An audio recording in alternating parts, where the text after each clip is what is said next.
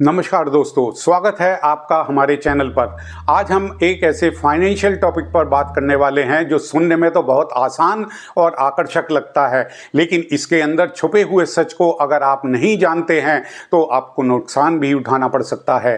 दोस्तों, आपने TV, mobile, laptop, fridge या वॉशिंग मशीन खरीदते समय अक्सर एक लाइन जरूर सुनी होगी, जीरो कॉस्ट ईएमआई अवेलेबल। मतलब आप प्रोडक्ट अभी खरीद लीजिए और इसको बाद में किस्तों में पेमेंट कर दीजिए, और वो भी बिना किसी इंटरेस्ट के। सुनने देखने में कितना अच्छा लगता है कि हमें इसको इंटरेस्ट भी नहीं चुकानी पड़ेगी, लेकिन सवाल ये है कि क्या वाकई में ऐसा होता है? क्या जीरो कॉस्ट ईएमआई सचमुच में जीरो कॉस्ट ही होती है? आज हम इस वीडियो में इसी जीरो कॉस्ट ईएमआई के छुपे हुए हिडन कॉस्ट को डिटेल से समझेंगे, और वो भी रियल लाइफ एग्जांपल के साथ में, ताकि अगली बार जब आप कोई भी प्रोडक्ट खरीदने जाएं तो आपको पता होना चाहिए कि आपकी जेब से पैसा कितना निकल रहा है। तो दोस्तों, सबसे पहले हम ये समझते हैं कि जीरो कॉस्ट ईएमआई होती क्या है। जीरो कॉस्ट ईएमआई का मतलब है कि आप कोई भी प्रोडक्ट खरीदें। मान लीजिए मोबाइल खरीदते हैं आप, जिसकी कॉस्ट है 30,000, 30,000। अब दुकान वाला आपको यह कहता है कि आप पूरा पैसा एक साथ देने की जरूरत नहीं है, आप चाहे तो इसको 6 महीने या 12 महीने की इंस्टॉलमेंट में, किस्तों में खरीद लो, और उस पर आपको कोई भी इंटरेस्ट नहीं देना पड़ेगा। फॉर एग्जाम्पल, आपने 30,000 का मोबाइल ले लिया और कहा कि 6 महीने की ईएमआई पर आप इसे खरीदेंगे, तो 6 महीनों तक आपको हर महीने 5,000 रुपये हर महीने देना होगा। कुल मिलाकर आपने 30,000 ही चुकाना पड़ा, ना ज़्यादा कम ना ज़्यादा ज़्यादा। यही जीरो कॉस्ट ईएमआई कहलाता है।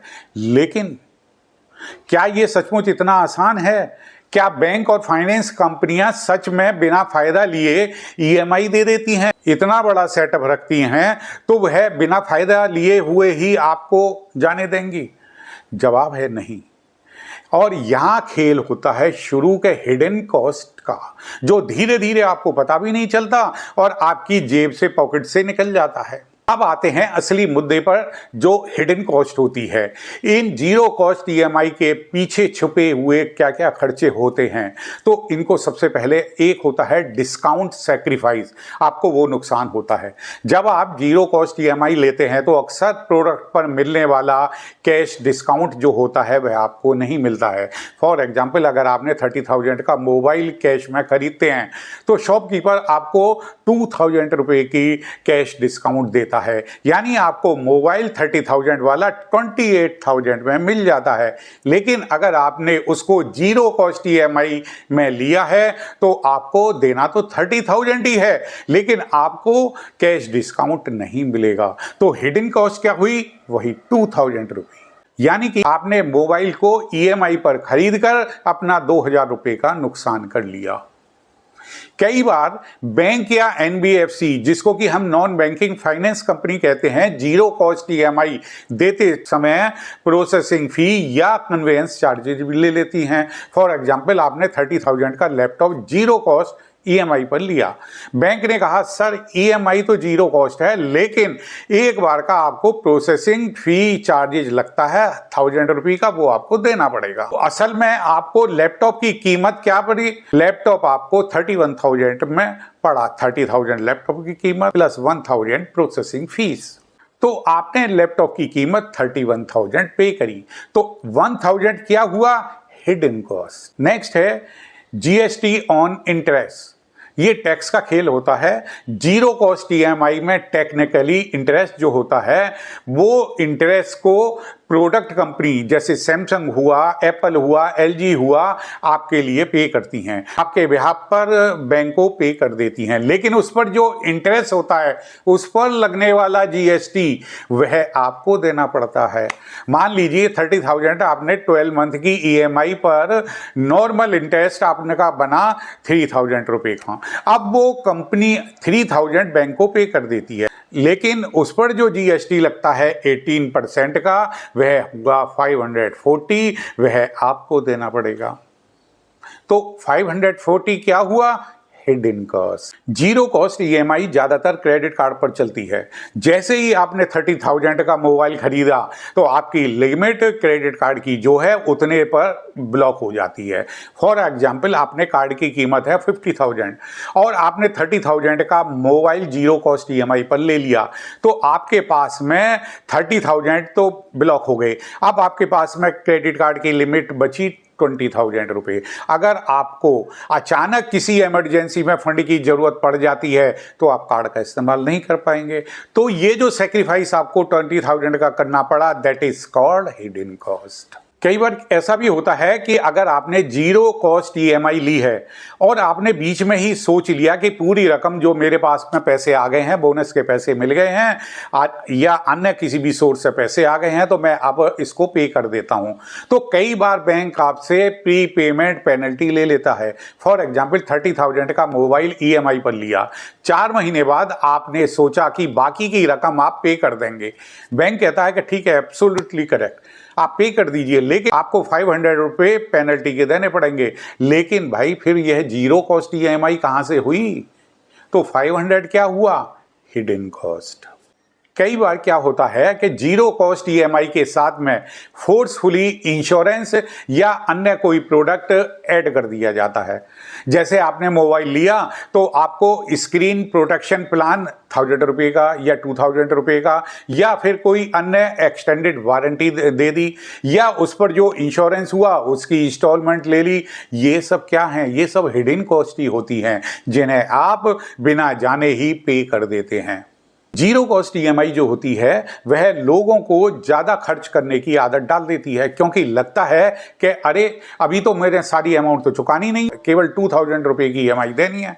धीरे धीरे आपने इसी करके 4-5 प्रोडक्ट जो है खरीद लिए ईएमआई पर, और हर महीने आपको 8 से 10,000 रुपये महीने की किस्त भरनी पड़ जाती है। जैसे मोबाइल पर आपने लिया, ईएमआई बन गई 2,000 रुपये, लैपटॉप लिया, उस पर ईएमआई बन गई 4,000 रुपये, फ्रिज पर ईएमआई ली 2,500 रुपये ईएमआई बन गई, वॉशिंग मशीन ईएमआई ली तो पे करने पड़ते हैं।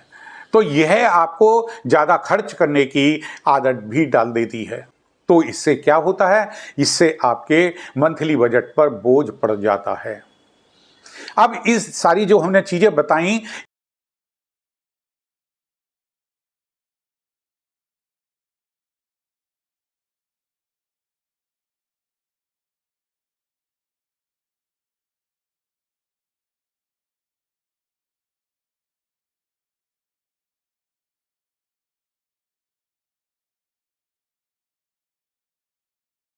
Per month Rahul was happy कि जीरो कॉस्ट ईएमआई है, लेकिन जब उसने हिसाब लगाया सारा का सारा तो वो तो आश्चर्य में पड़ गया। क्यों आश्चर्य में पड़ा? कैशबैक डिस्काउंट 3,000 रुपये उससे मिस हुआ, प्रोसेसिंग फी 1,500 रुपये उससे ले ली गई, जीएसटी ऑन इंटरेस्ट 900 रुपये उसे पे करने पड़ा। तो इनका टोटल मिलाकर हुआ उसे 5,400 रुपये। वो यानी कि राहुल ने आईफोन को, he has not purchase that iPhone in 60,000, iPhone was purchase in rupees 65,400 रुपये, यानी 8,000 प्लस 5,400। दोस्तों, अब सवाल ये पैदा होता है कि हम कैसे बचें इन हिडन कॉस्ट से। तो इसके कुछ टिप्स हैं। तो अगर आपके पास में पैसा है तो don't take on zero cost EMI, cash का पेमेंट करें। डिस्काउंट का फ़ायदा ईएमआई से ज़्यादा होता है। अगर ईएमआई आपको लेनी है तो देखें कि कोई प्रोसेसिंग फ़ी या कोई जीएसटी वगैरह तो नहीं लग रहा है। ईएमआई से ज़्यादा अच्छा है कि आप पहले सेविंग कर लें, देन उसे चीज़ को खरीदें। हमेशा टर्म्स और कंडीशन जो कि बारीक बारीक अक्षरों में लिखा रहता है, जो पढ़ने में भी नहीं आता है, कैजुअली आप उसको छोड़ देते हैं, उसको ज़रूर पढ़ें और तभी पढ़ने के बाद में उस पर साइन करें, क्योंकि उन्हीं छोटे छोटे शब्दों में जो छिपा रहता है हिडन कॉस्ट का सीक्रेट। तो दोस्तों, जीरो कॉस्ट ईएमआई सुनने में कितनी अच्छी लगती है, फ्री लगती है, लेकिन हकीकत ये है कि इसमें कई खर्चे छुपे हुए होते हैं। डिस्काउंट लॉस आपको होता है, प्रोसेसिंग फ़ी का लॉस होता है, जीएसटी लॉस, इंश्योरेंस लॉस, और आपकी क्रेडिट कार्ड की लिमिट ब्लॉक हो जाती है। यानी असल में ये जीरो कॉस्ट नहीं बल्कि हिडन कॉस्ट EMI होती है। तो अगली बार आप जब भी जीरो कॉस्ट EMI का ऑप्शन देखें तो पहले पूरा हिसाब लगाकर जाइए, तभी आप डिसीजन लीजिए। आज की वीडियो में इतना ही। अगर आपको ये वीडियो जानकारीपूर्ण लगी हो तो लाइक और शेयर जरूर कीजिएगा और चैनल को सब्सक्राइब करना ना भूलें। तो मिलते हैं आपसे अगली वीडियो में, तब तक के लिए सोचिए, समझिए और स्मार्ट तरीके से पैसे खर्च करिए। Thank you.